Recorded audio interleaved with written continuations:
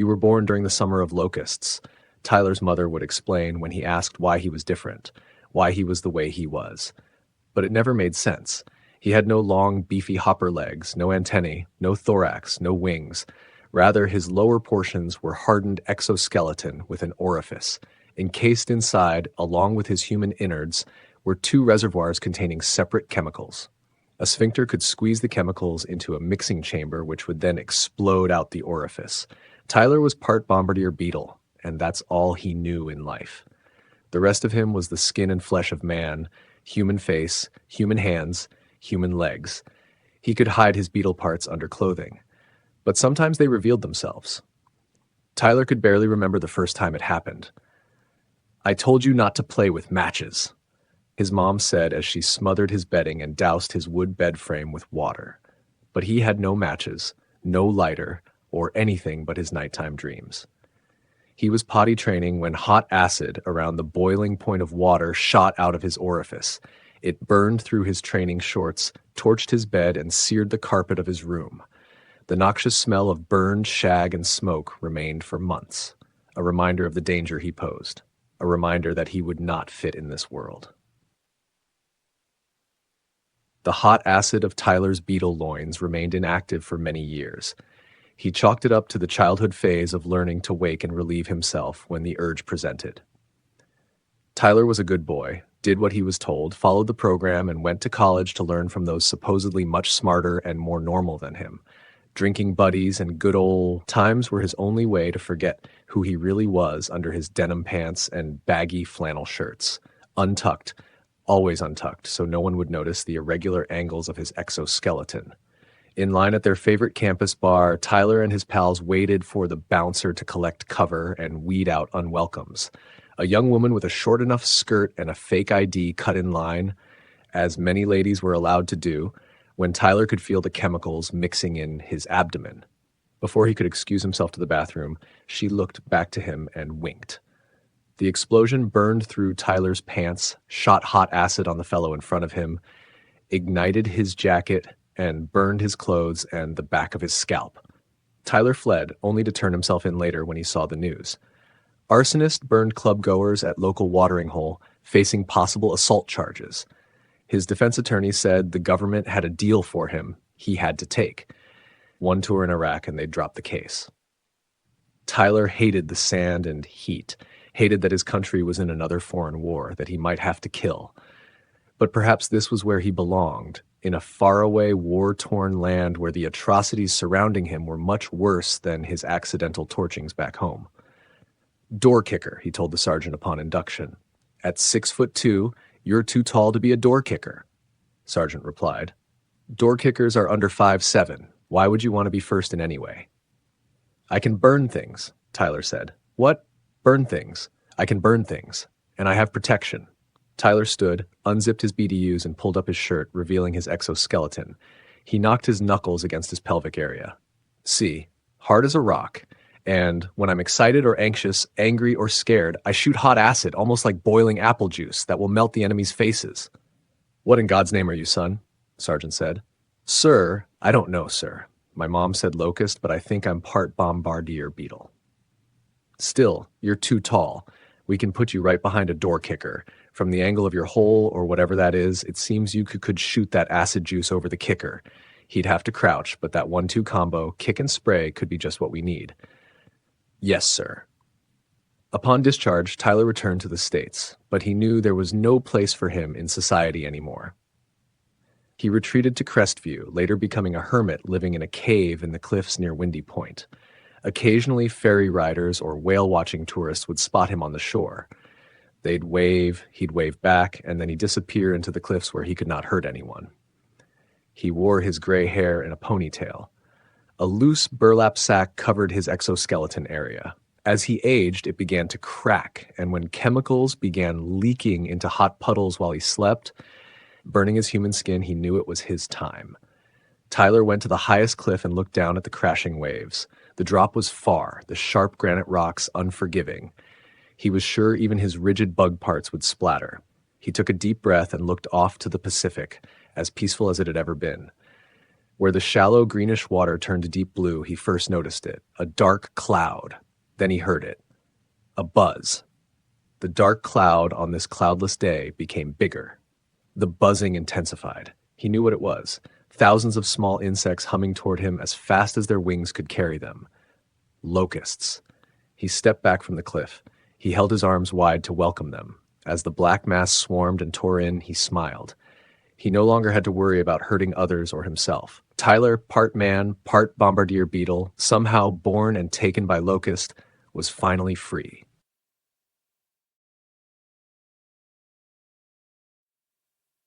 The seamstress clips crow wings in the woods each night. I've heard but never seen it myself until now how she breaks their bones. Crow feathers spiral like leaves in the moonlight. Leave the poor thing alone, dear, I say. The seamstress's flawless skin appears younger than mine, but her hands slice through the bird's wing with practiced ease. Your words belong to someone else, she says, her mouth moving even when no words are spoken. I cannot tell stillness from speech, lost in the way the night air breathes and how curiously her lips curl. I know that sometimes when I open my mouth, an 89-year-old woman speaks out. One particular 89-year-old woman. Pain is in the details. The seamstress splits the soft skin of the wing, tearing through the fine membranes. I hear the bird cry out. I realize it's still alive. The seamstress holds a needle in hand, threading it with silver string that gleams in the dark. This was once a crow too. Tendons, so fine when separate, little more than hair, strong when woven together. Across my fractured memories, my grandmother sits with her needlework, threads of red and green, patches on the table beside her. We play in the yard on Elm Street, not far from the forest. By we, I mean me. She watches through cracked glasses, lenses scarred from falls and tumbles. She doesn't bother replacing them, says they already replaced her eyes, and a person can't expect second chances, says some things age and are gone. Grandma, I'm building a castle. Watch me. Grandma's watching, dear. I pile bricks on top of one another, trying to stack them up to my knees. But the rough bricks won't stay no matter how I stack them. They tumble down as soon as I try. On the ground in the woods beside the seamstress, the crow is silent now. I can't hear it breathe. Grandma? The bricks have fallen. They lie still, and I wonder if Grandma has seen. Breathe. The seamstress says, her words a murmur of crow feathers, her breath like the cool night air. Poor thing, my grandmother says, her face pale, her eyes watching but not seeing me. I don't know who's poor now, the dead or those left behind. The seamstress closes the crow's eyes. They see too much in the dark. You must close their eyes so they can sleep. She's not asleep, I say, and I know there are bricks all around my feet, broken castles, scattered memories. The seamstress hums as she sews, a song my grandmother might have sung, about oaks and winter and frost. My grandmother lies on the ground, still as stone. My house is just a few blocks away, but I am young, and my thoughts are towers and walls, at least 7 worlds away. I don't know where or how to begin. Aren't you going to ask what I'm making? The seamstress says between soft tunes. See how we make things new? She's woven the crow's feathers into a patchwork quilt, cutting and resewing the pieces from the wings. In the darkness of the midnight hour, the body nearly vanishes. I see a cloak or a blanket or the night sky pieced together in the seamstress's arms. We're making things new, my grandmother said when she took me to the yard, sat down with her sewing and set me building walls. See how we thread or weave, grow, something beautiful. Something beautiful, the seamstress says. Her eyes catch the moonlight. They gleam feline in their intensity. Lost, I reach for the quilt in her arms, then the wingless body beside it, bristling fur beneath my hands. My skin will toughen, I know. Crack a bone, the seamstress commands. But her words may be a song, a melody, a memory. The bone cracks and I begin to sew.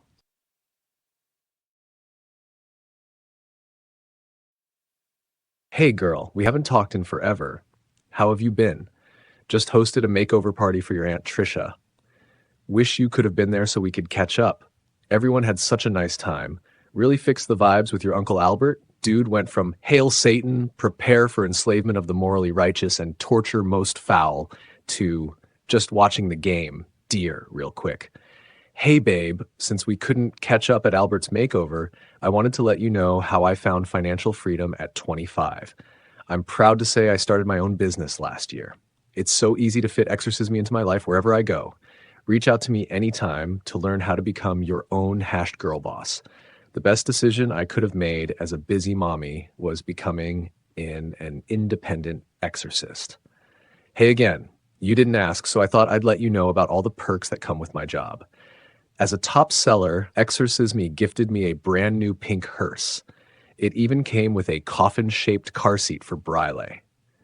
I bring her along to all my parties.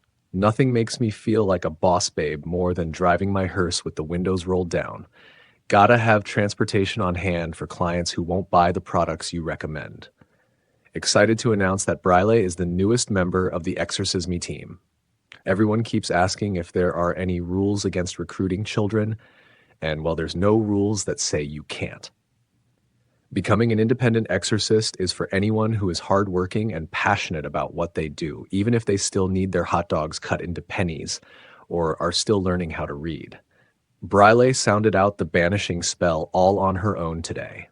My girl is slaying and getting hands-on learning experience at the same time.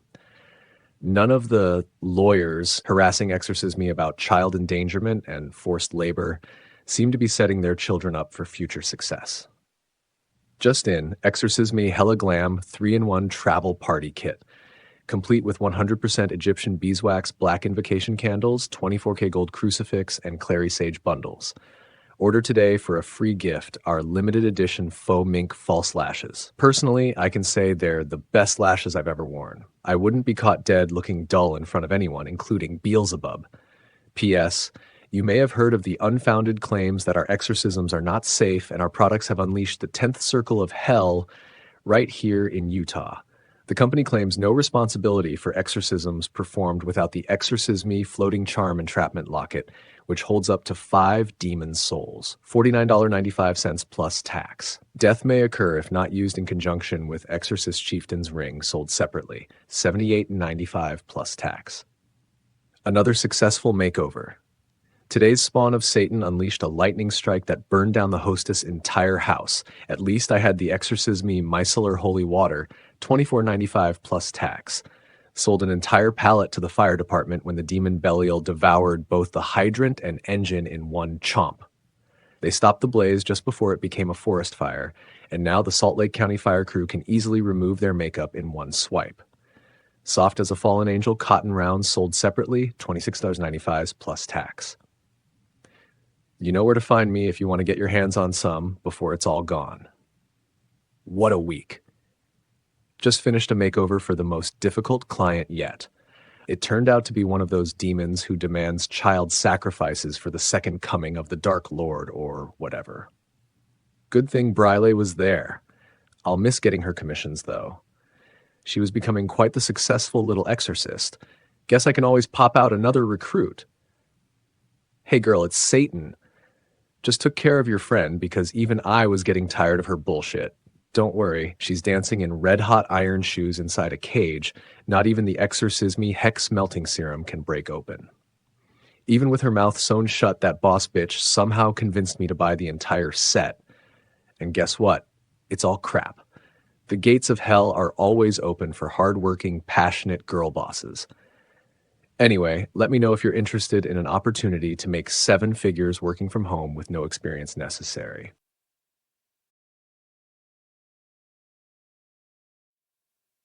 A baby bit Clara's heart, and then her heart turned black. Her heart had been a live, beating thing. It had led her first to Daniel, and then to the white waiting room with little wooden blocks painted in primary colors. On the car ride home, Daniel and Clara clasped hands, a cotton ball taped to the crook of her elbow. Clara was as soft and buttery as the nursery walls they would soon paint lavender. It had been their honeymoon. Daniel unlocked the beachfront villa's door with a metallic click, then carried Clara over the threshold of the room. The bedspread was floral and smelled faintly of sea salt and bleach. There were 2 twin beds, 2 matching lamps, and a painting of a sunset that stretched just beyond the window. The painting hung askew, the colors dulled by age. Daniel pushed the beds together and straightened the painting before turning to Clara with a grin. Clara stripped and stood naked. The air conditioner hummed, the room damp with the ocean's breath, her skin damp with want and the weight of Daniel's gaze. Then came his hands, then his body. Afterward, they lounged on the villa's terrace, sipping icy drinks, listening to the distant waves and cicadas' rhythmic drone. Clara felt weightless, as if she had dissolved into the breeze, her form bent and reshaped in that small, humid room. Everything, the sun, the scent of salt in the air, the pitch of insects, passed through her, whatever she had been before now excised and offered to something vast and intangible. Daniel spoke to her stomach, his lips brushing against her skin as if whispering a spell. Clara's body began to change, doubling her blood supply and giving away pieces of itself to nurture something unseen. She ate liver and rare cuts of meat, the richness fortifying her as she moved through days blurred by nausea and restless nights. Descending the stairs to do laundry, her bones felt loose within her, her joints aching with the weight of creation. The house filled with pale, soft things, blankets embroidered with delicate animals, tiny cotton onesies, and a mobile of plush stars and moons. Clara's hair thickened, her skin glowed with an otherworldly sheen, and then her teeth began to ache. One fell out, then another, the enamel stripped by the acid that bubbled within her. Her gums throbbed, her tongue raw from the metallic taste of her own body's sacrifices. Daniel combed her hair with an ivory-handled brush each evening, humming lullabies as Clara drifted into shallow, uneasy sleep. The birth was inevitable, not an event, but a culmination.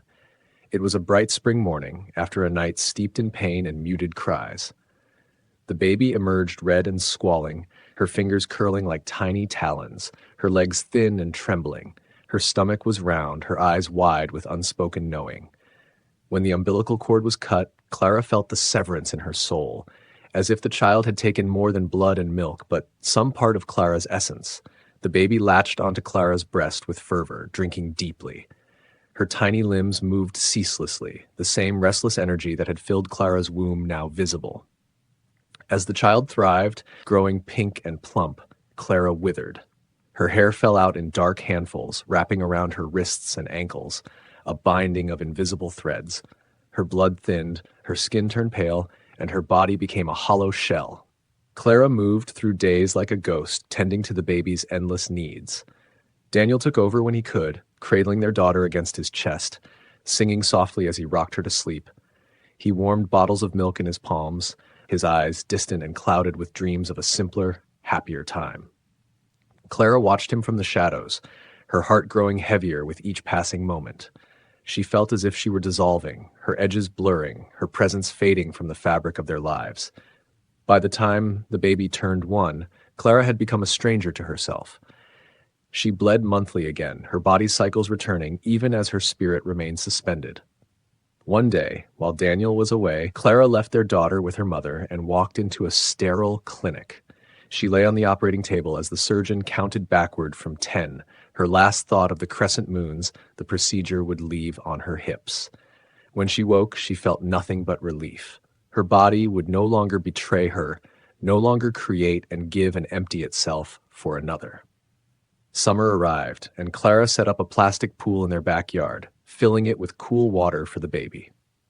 She sat in a faded lounge chair, watching as her daughter splashed and laughed, her golden curls glinting in the sunlight. The sound shimmered in the air, mixing with the rustle of leaves and the distant hum of traffic. Clara's heart had already turned black by then, though she couldn't pinpoint the moment it had happened. It wasn't the honeymoon or the birth or even the sacrifices her body had made. It was something deeper, something intrinsic to the act of giving until there was nothing left. She sat there, the sun warm on her skin, the laughter of her child ringing in her ears, and she felt only emptiness.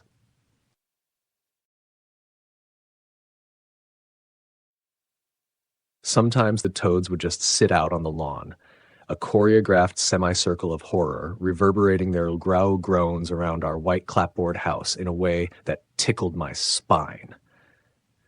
If I had enough courage, I'd shine our biggest flashlight out into their direction, daring myself to see their unblinking eyes reflected back at me.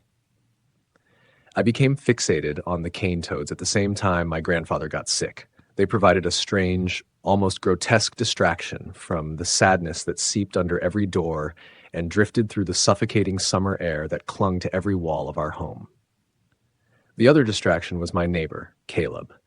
He was older than me and seemed to know more about everything. Often we talked about the toads. He said there were plenty of ways to kill them. You could sprinkle salt on them and they'd slowly shrivel. You could smash them with a golf club or a baseball bat. But the most humane way, Caleb told me, was to catch them in a plastic bag and put them in the freezer. I thought about our freezer. It was small, crammed with chicken tenders and cherry popsicles, which my mom always kept stocked during the blistering heat of summer. Since my grandfather got sick, my mom started buying them every week. She'd wink at me after dinner each night, her unspoken cue for me to grab one. Most nights after dinner, I sat with Caleb on the porch, armed with our flashlights, sometimes talking, often in silence. "How's your granddad?" "Not good." A low grunt came from the bushes. I shone the flashlight, but nothing moved. "Where do you think they even came from?" "What?" "The toads." "I don't know." "The woods?" I thought about the question a lot when I couldn't sleep. Why were those gnarled, grotesque creatures even here? Different people had different explanations. My mom, a biologist, told me that settlers brought sugar cane, which attracted cane beetles. To control the beetles, they brought the cane toads, but things quickly spiraled out of control. "And what's going to come to eat the cane toads?" I asked her one night. She sighed, shaking her head. "Go eat your popsicle, sweetheart." My grandfather wasn't a scientist. One sunny afternoon, as he sat on the porch sipping tea, I asked him the same question. He chuckled softly and told me the story of Pandora's box, how temptation led to opening it, unleashing all the world's suffering and pestilence. "The cane toads must have been in there too," he joked, smiling faintly. That evening, I relayed his story to Caleb. He didn't seem impressed. "Time to practice getting rid of them. Go on." He handed me a plastic bag. I stared at it for a long moment before inching toward the croaks, his flashlight illuminating the patchy grass just enough. Gathering my courage, I lunged and caught one, enveloping its leathery, writhing body in the bag. I was surprised by how sluggish it was. Twisting the bag tight, I carried it back to Caleb, the toad thrashing with unnerving strength. "What now?" "Just hit it on something to knock it out first." I hesitated before lightly tapping the bag against the ground. It didn't slow down much. Heart pounding, I rushed inside and shoved the bag into the freezer, slamming the door shut. Then I went to bed, my mind racing with questions. Where had they come from? Why were they here? Through the night, I could hear my grandfather coughing, the click of lights switching on and off, and in my half-sleep, the distant wail of an ambulance siren. In the morning, I found a note on the kitchen counter from my mom. She'd taken my grandfather to the hospital. I sat with Caleb on the porch for most of the day, neither of us saying much. By evening, they still hadn't come home. In moments like that, I craved comfort, a cherry popsicle. The thought of it tugged at me until I finally gave in. Sweat dripping down my back, I walked into the kitchen, stood before the freezer, and wrapped my hand around the handle. With a deep breath, I opened the door. There, poised sloppily on the frosty wrapper of my popsicles, sat the toad. Its unblinking eyes stared back at me, its toes curled awkwardly like the color of mud. My heart stopped as its eyelids slowly closed and opened again. I slammed the freezer shut. Outside, in the bushes, the unseen toads grunted in unison, their calls echoing through the humid evening air like a chorus of triumph.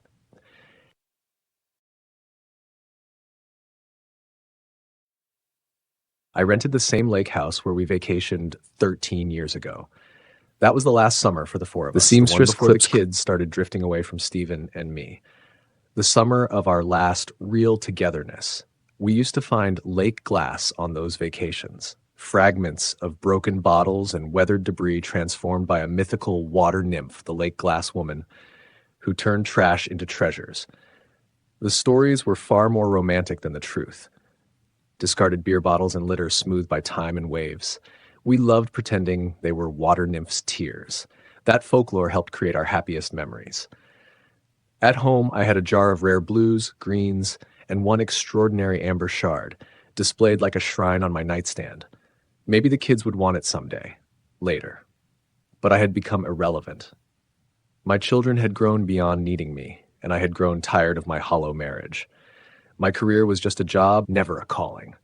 Life had been drained of meaning until one night this past spring when I found myself gazing at the glimmering pieces of glass nestled in the jar beside my bed. It hit me then. I finally knew how to fill the emptiness inside me. I told Steven I needed time away, a solo trip in the fall after we dropped our youngest off at her new apartment. He barely looked up from his phone when he agreed. We had become nothing more than roommates managing logistics. Now, I walk along the lake's edge, feeling the wet sand squish beneath my bare feet. The crisp autumn air bites at my skin. This trip would be my last. Tomorrow, I'd rise early, pour myself a stiff drink, and walk into the lake's icy embrace, letting its cold waters carry me away. Whiskey warms me as I wander hazily from the cabin to the shoreline. The sunset paints the sky in golds and deep purples, its reflection rippling across the glassy water. I take a deep breath and step forward. But something stirs in the lake. A figure rises from the water, feminine, with curves sculpted from glistening shards of lake glass. Her translucent form catches the fading light, a kaleidoscope of blues and greens shimmering as she moves. She strides purposefully toward me, each step deliberate and graceful. I stumble back, the cold sand catching me as I fall. My breath hitches as she looms over me, her violet eyes glowing with an otherworldly intensity. The lake glass woman crouches and plucks a rusted bottle cap from the ground beside me. She places it between her opalescent lips, her iridescent skin catching the last rays of sunlight. When she removes the cap from her mouth, it has been transformed into a smooth, radiant gem, a brilliant emerald stone. She extends it to me with a serene smile. I take the gem, my hand trembling. The woman tilts her head, her gaze piercing yet kind. Without a word, she turns and walks back into the lake, vanishing beneath the darkening waves. I sit there, stunned, as the stars begin to shimmer above. The gem in my palm feels warm against my skin, a reminder of something I cannot yet name. As the lake swallows the last of the sunset, I take a deep breath of cool, crisp air. My heart feels full for the first time in years. Clutching the emerald gem, I stand and begin the walk back to the cabin. I am not done with this world yet. There is more for me to reclaim.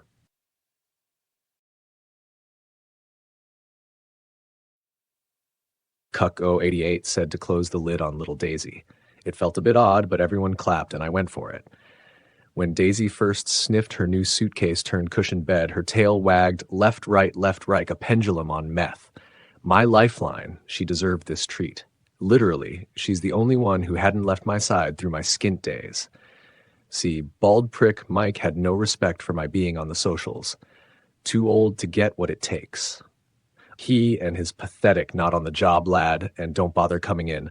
Keep your fake client-facing smiles and minimum wage, Mike. Look who's trending now. Monetizing too.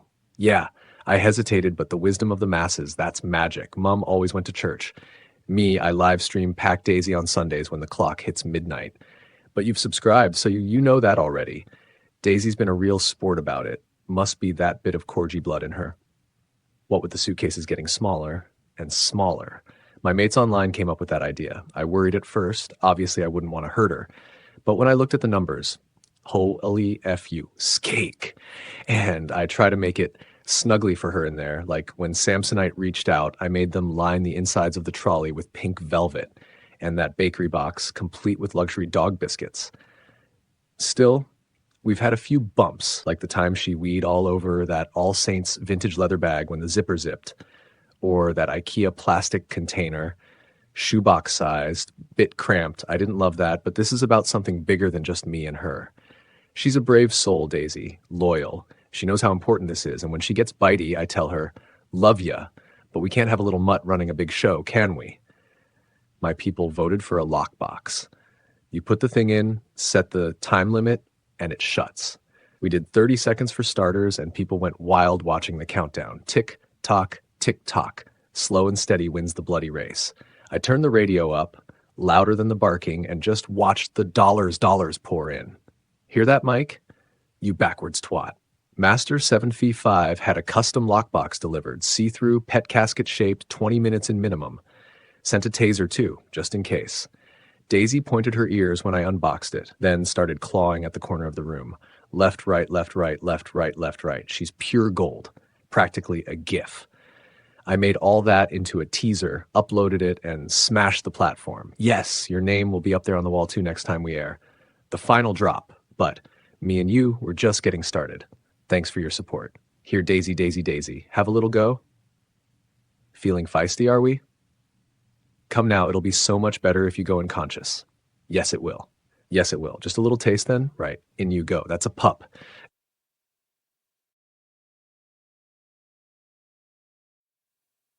Bugs and spiders scatter as he tugs open the creaking wooden bulkhead doors and peers down into the darkness. There's a light at the bottom of the stairs, she tells him. Just feel for the string and give it a pull. He carefully tests the strength of each squeaking step as he descends into the damp shadows of his neighbor's cellar. Mrs. Wilkes thinks he's her grandson and often asks him to help with odd jobs around the yard. Today, she wants him to trim back the dead patches in the ivy cascading over the trellis. Her voice, as frail now as her gaunt, shrinking frame, drifts down from the top of the steps. The clippers should be right there on the workbench, dear. Your grandfather always kept them on the workbench. He rakes his hand through layers of web before finding the string. When he pulls it, a single glass bulb flickers yellow for a moment before the filament crumbles, for plunging him back into near darkness. Only the pale daytime glow from above illuminates the space behind him. In the dim light, he spots the sagging workbench against the far wall. It's cluttered with glass jars, rusting coffee cans, and a mix of tools, the remnants of a once dedicated craftsman now reduced to dusty relics of a forgotten era. Arms outstretched, he waves through the cobwebs hanging in his path. The clippers are exactly where she said they would be, but the wooden handles are loose, worn thin with age, and the steel blades are rusted shut. He traces the rough edges with his fingers and calls up to her. I don't think these are going to work, Mrs. Wilkes. I can just grab my own. They'll do the job just fine. Hello? Her wavering voice calls down from above. Is somebody down there? It's me, Mrs. Wilkes, he says, turning back toward the stairs. I was just looking for the clippers. Oh dear, she mutters faintly, as if to herself. Who could have left this open? The hinges groan, and the square of light above him begins to shrink. Wait, he shouts, lunging toward the stairs. The doors slam shut, cutting off the light entirely. For a moment, all is silent. Then, in the heavy, consuming darkness, he hears the soft, deliberate clicking of a lock.